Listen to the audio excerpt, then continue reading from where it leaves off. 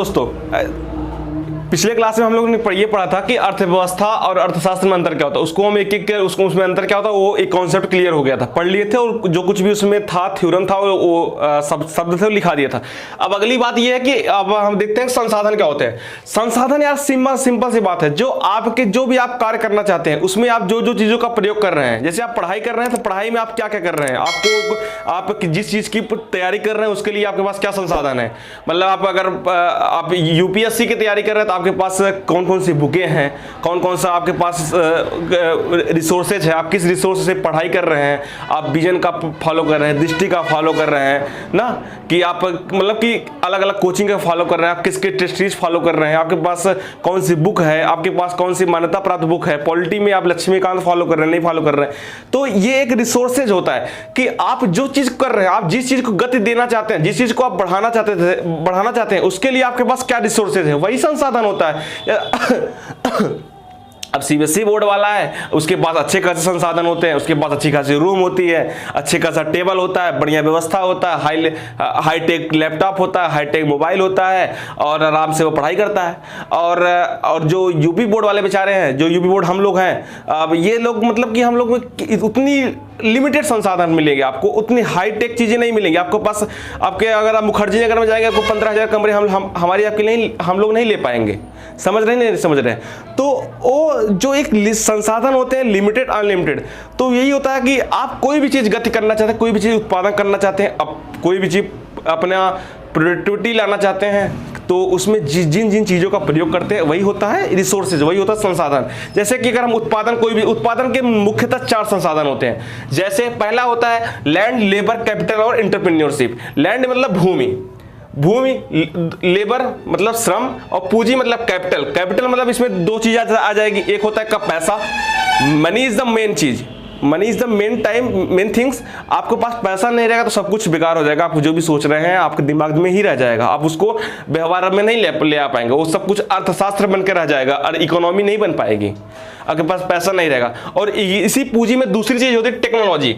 Technology भी important है। अगर आप पैसा है, सब कुछ है, आप टेक्नोलॉजी है ही नहीं तो क्या करोगे, उसका कोई काम का नहीं है। आप कैसे बनाना है कुछ चीज पता ही नहीं है। उद्यमशीलता, आपके पास उद्यमी होना चाहिए। हमारे देश में सबसे बड़ी समस्या तो यही है, कोई उद्यमी नहीं है। हर कोई नौकरी चाहता है, उद्यमी कोई नहीं बनना चाहता, क्योंकि उसमें जोखिम ज्यादा है। डूबेगा, बढ़ेगा, घटेगा, उसके पास नहीं जोखिम रहता, लेकिन सबसे ज्यादा लाभ वही कमाता है।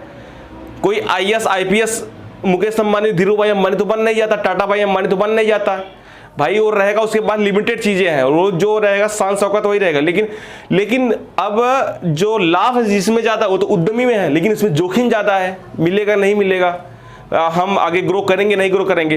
तो हम पढ़ते हैं संसाधन। संसाधन में देखो आपको एग्जाम्पल तरीके समझाया। मान लो आपको एक कलम की फैक्ट्री लगानी है, समझ ले, आपको एक कलम की फैक्ट्री लगानी है। इसी कलम की आप अपने बाबूजी के पास गए, बाबूजी कलम की फैक्ट्री लगानी। बाबूजी बोले तत् चूतिया कहेगा, कहां से लगाएगा कलम फैक्ट्री, क्या है तेरे पास, कैसे लगाएगा। बाबूजी डांट हटा देंगे, तुम आओगे सोचोगे यार हाँ यार कलम फैक्ट्री कहाँ लगाएंगे। तो बाबूजी कहेंगे अच्छा कहाँ लगाओगे कलम की फैक्ट्री। तो बाबूजी तभी बताएगा, बाबूजी वो जो कोनवा हमारा खितवा है वहीं पर लगाएंगे हम कलम की फैक्ट्री। तो बाबूजी कहे अच्छा हाँ सही कह रहा है बेटा, तू तो वहां पर तू एक चीज लगा सकता है। तो पहला संसाधन क्या मिल गया हमको, उसको भूमि मिल गया कि हाँ हमारा उधर उत्तर साइड में खेत है, वहां पर हम कलम की फैक्ट्री लगा सकते हैं, लैंड है मेरे पास। तो लैंड जब है तो एक संसाधन आपकी पूर्ति हो गई कि हमारे पास लैंड है। तो उत्पादन की पहली संसाधन आपकी सबसे इंपॉर्टेंट चीज है कि आप लगाएंगे कहां, land is the most important things.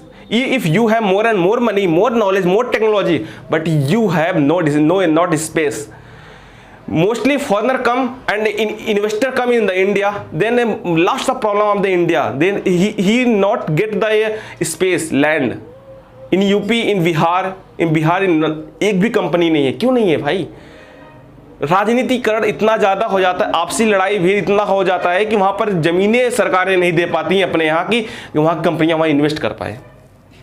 समझ रहे हैं ना आप? तो land is the most important thing in the resource production resources में, land is the most important thing. Second होता है तब जब बाबूजी पूछेंगे ठीक है, अच्छा ठीक है बेटा ठीक है, चलो आप लैंड मिल गया, तब बाबूजी पूछेंगे अच्छा ठीक है ये बताओ कि पैसा का लगाओ कहाँ पे। ये तो हो गया, पेन की फैक्ट्री लगाने की जगह मिल गई। उसके बाद इंपॉर्टेंट है पैसा, पैसा कहाँ है, बाबूजी पैसा है, पैसा बैंक दे देगी, पैसा मैं बैंक से लोन लूंगा।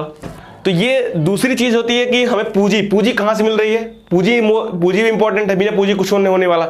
बाबूजी कहेंगे कि पैसे आप गए बैंक से लोन ले लिए।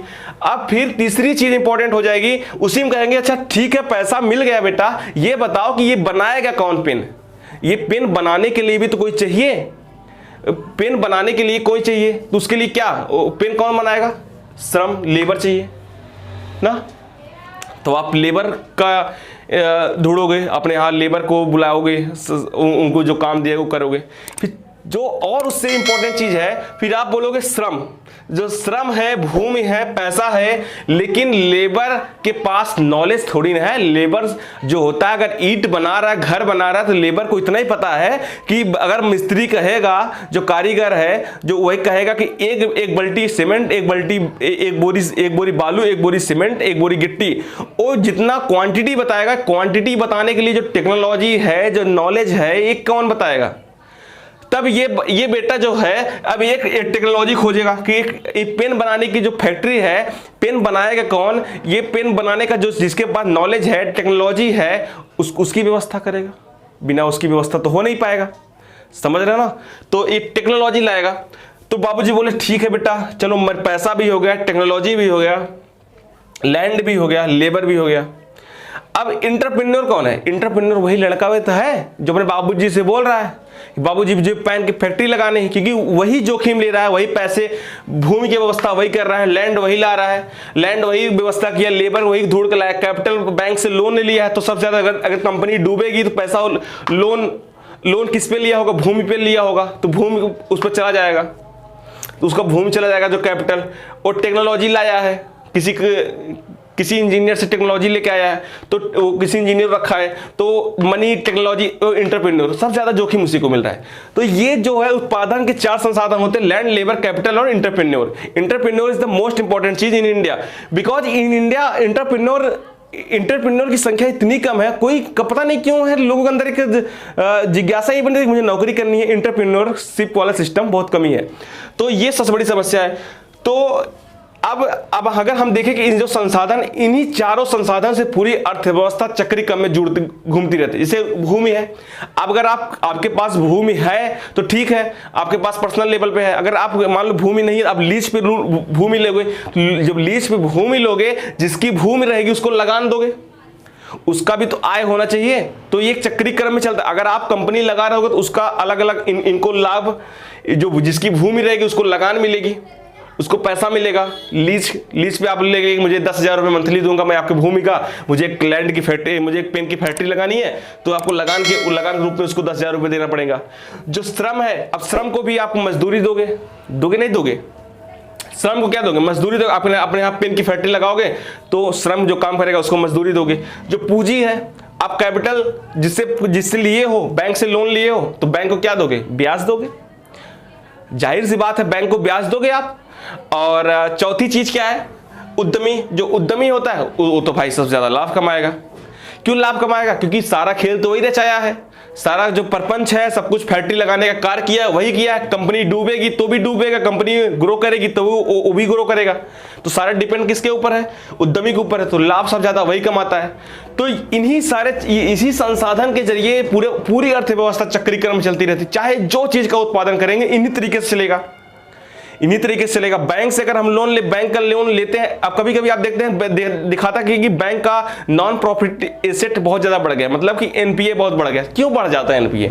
कोई ऐसी बहुत सारी कंपनी लगाना चाहती हैं, लेकिन आगे चलकर जो ग्रो नहीं कर पाती, डूब जाती हैं, और बैंक जो लोन लिया रहता है वो डूब जाता है, से लेबर बाहर हो जाते हैं बेचारे, और लैंड का लीज भी, जो लैंड लीज पे लिया उसको पैसा नहीं दे पाता, तो कंपनी डूब जाती है और एनपीए बढ़ जाता है बैंक का। समझ रहे हो ना? तो ये होता है उत्पादन संसाधन। अब हमारे या अगर आप लोग समझ लिए हो अच्छे तरीके से, अभी हम ये संसाधन पूरी एक चैप्टर है यार, अच्छे तरीके से संसाधन कितने प्रकार के होते हैं, कौन कौन संसाधन होते हैं, ज्योग्राफी में खासकर इसका एक पूरा एक्सप्लेन किया जाता है। तो इसका हम कहीं ना कहीं इसको डिटेल हम आगे पढ़ने वाले हैं, लेकिन यहाँ पर एक जो इकोनॉमी के लेवल में जो संसाधन का महत्व है, इसके जरिए कि उत्पादन क्या संसाधन होते हैं उसको हम यहाँ पर पढ़ लिए हैं, समझ रहे हैं। अब हम आगे देखेंगे, क्या देखेंगे, उत्पादक संसाधन हो गया। अब हम अर्थशास्त्र के प्रकार क्या होते हैं उसको देखेंगे, फिर अर्थव्यवस्था क्या प्रकार होते हैं। हम अर्थशास्त्र के प्रकार इसको देख लेते हैं, फिर अर्थव्यवस्था के जो प्रकार है वो थोड़ा लंबा होगा, उसको हम एक वीडियो में उसको कभी कवर कर लेंगे।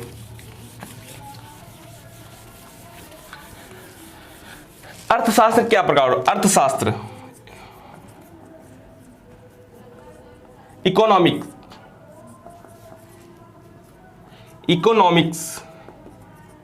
Economics the two type, micro economy and micro. दोनों में सिर्फ एक स्पेलिंग का अंतर है, MICRO, MACRO। माइक्रो मीन्स होता है व्यष्टि और माइक्रो मीन्स होता है समष्टि। ठीक, व्यष्टि और समष्टि आप एनसीईआरटी में पढ़ते होंगे। एनसीईआरटी जब आप 6, 7, 8, 9, 10 लाए होंगे, वहां पर लिखा होगा कि व्यष्टि अर्थशास्त्र, समष्टि अर्थशास्त्र। क्या लिखा रहता है पता है आप किसी को? व्यष्टि, what difference is the micro economy and micro economics. दोनों में एक इतना अंतर होता है कि जो ये व्यष्टि में क्या होता है यार, सिंपल सी बात है, छोटा चीज, छोटे चीज का अध्ययन करना। आप अपने घर की इनकम को निकाल रहे हैं, अपने घर की, आपके घर का इनकम कितना है, ये व्यष्टि इकोनॉमिक्स है। आप पूरे देश की इकोनॉमी निकाल रहे हैं तो समष्टि इकोनॉमिक है। समष्टि मतलब बड़ा, समझ रहे हैं ना। आप अपने जिले की बेरोजगारी निकाल रहे हैं, व्यष्टि अनएम्प्लॉयमेंट रिपोर्ट। पूरे देश की बेरोजगारी रिपोर्ट निकाल रहे हैं, समष्टि एम्प्लॉयमेंट रिपोर्ट। आप अपने राज्य की अर्थव्यवस्था निकाल रहे हैं, अपने राज्य की अर्थव्यवस्था निकाल रहे हैं, ये पूरे देश की अर्थव्यवस्था निकाल रहे हैं, समष्टि। आप पूरे देश की अर्थव्यवस्था निकाल रहे हैं, अगर वैश्विक लेवल बात करें, पूरे देश की अर्थव्यवस्था निकालेंगे तो व्यष्टि अर्थशास्त्र। आधार क्या हो रहा है ये इंपॉर्टेंट है। आप ऐसा नहीं कि पूरे देश का अर्थव्यवस्था भी व्यष्टि में अंतर्गत आ सकता है, लेकिन जब हम अगला का तुलना हम वैश्विक अर्थव्यवस्था से करेंगे, तब अगर हम पूरे एक तरफ हम वैश्विक अर्थव्यवस्था रख दें, एक तरफ हम भारतीय अर्थव्यवस्था रख दें, तो भारतीय अर्थव्यवस्था is the micro economics and world economy is that is the micro economy, समष्टि अर्थशास्त्र। हम सामने रख क्या रहे हैं, इट्स इंपॉर्टेंट। अगर हम सामने हम जिला रख दें और राज्य रख दें, सामने अगर हम डिस्ट्रिक्ट रख दें, डिस्ट्रिक्ट और राज्य का अध्ययन करेंगे, तो डिस्ट्रिक्ट जो होता है, जिला जो होता है, वह माइक्रो इकोनॉमिक के अंतर्गत आएगा, व्यष्टि अर्थशास्त्र के अंतर्गत आएगा, और समष्टि अर्थशास्त्र के अंतर्गत आएगा स्टेट इकोनॉमिक्स। समझ रहे हैं ना आप अपने घर और अपना गांव देख लीजिए। आपका जो घर है, अगर आप घर और गांव का तुलना करें, किसी भी क्षेत्र में तुलना करें भाई, गरीबी तुलना कर लो, बेरोजगारी तुलना कर लो, इनकम तुलना कर लो, समझ रहे हो ना। कोई भी चीज का आप कंपैरिजन कर सकते हैं। आप अपने घर का कर रहे हैं, आप घर की आय कितनी है, आपके पूरे गांव की इनकम कितनी है, प्रति व्यक्ति आय कितनी है, समझ रहे हैं ना। तो इस प्रकार से जो दो लोगों में दो चीजों का तुलना कर रहे हैं, उसमें जो छोटा होगा व्यष्टि होगा, जो बड़ा होगा समष्टि होगा। सिंपल सी बात है, ठीक है। लिखो इसको, व्यष्टि समष्टि। अर्थशास्त्र की दो शाखाएं हैं, माइक्रो एंड माइक्रो। अर्थशास्त्र की दो शाखाएं हैं, माइक्रो एंड माइक्रो, व्यष्टि और समष्टि, व्यष्टि और समष्टि। अब हिंट डालो, माइक्रो व्यष्टि अर्थशास्त्र, माइक्रो MICRO, माइक्रो व्यष्टि अर्थशास्त्र। इसके अंतर्गत आर्थिक इकाइयों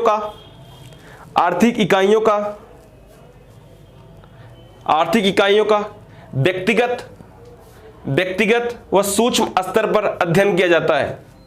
व्यक्तिगत व सूक्ष्म स्तर पर अध्ययन किया जाता है।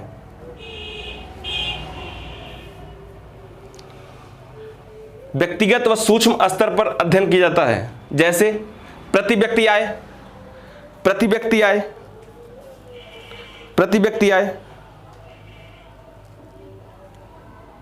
किसी जिले की बेरोजगारी दर, किसी ग्राम की बेरोजगारी दर, किसी जिले की बेरोजगारी दर, किसी ग्राम की बेरोजगारी दर, किसी जिले की गरीबी दर, ये सब क्या है, छोटे इकोनॉमी के है, बेस्टी इकोनॉमिक्स है, छोटे स्तर पर हम अध्ययन कर रहे हैं। दूसरा हेडिंग डालो समष्टि अर्थशास्त्र, मैक्रो इकोनॉमिक्स। मैक्रो इकोनॉमिक्स इसके अंतर्गत किसी आर्थिक इकाई के व्यवहार का समग्र अध्ययन किया जाता है। व्यवहार का समग्र अध्ययन किया जाता है। जैसे राष्ट्रीय आय, हम देश की नेशनल इनकम का निकालेंगे, राष्ट्रीय आय, मुद्रास्फीति, इन्फ्लेशन, मुद्रास्फीति, पूरे देश की मुद्रास्फीति कितनी है, पूरे देश में महंगाई दर कितनी है। आपके गांव की महंगाई दर नहीं पूछ रहा, पूरे देश की महंगाई दर कितनी है, पूरे देश की महंगाई दर कितनी है, मुद्रास्फीति,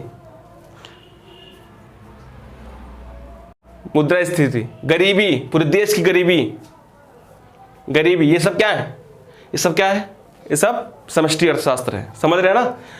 अब हम जो आगे पढ़ेंगे अपने नेक्स्ट वीडियो में, हम जो पढ़ने वाले हैं उसका नाम है, हम पढ़ेगा, अब ये क्या था, अर्थशास्त्र के प्रकार थे, अब हम पढ़ेंगे अर्थव्यवस्था के प्रकार। नेक्स्ट वीडियो में हम अर्थव्यवस्था के प्रकार पढ़ने वाले हैं। Okay, that's all, thank you very much. बस आपसे एक ही रिक्वेस्ट है, वीडियो को लाइक करें, सब्सक्राइब करें और बेल आइकन का बटन दबाइए। That's all, thank you.